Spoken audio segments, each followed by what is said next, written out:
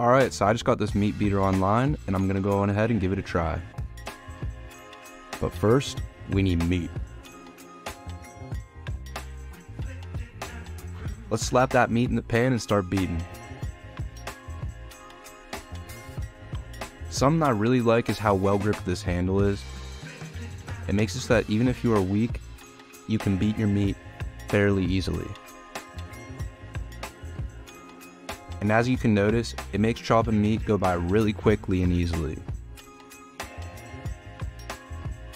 And notice how small it can cut that meat.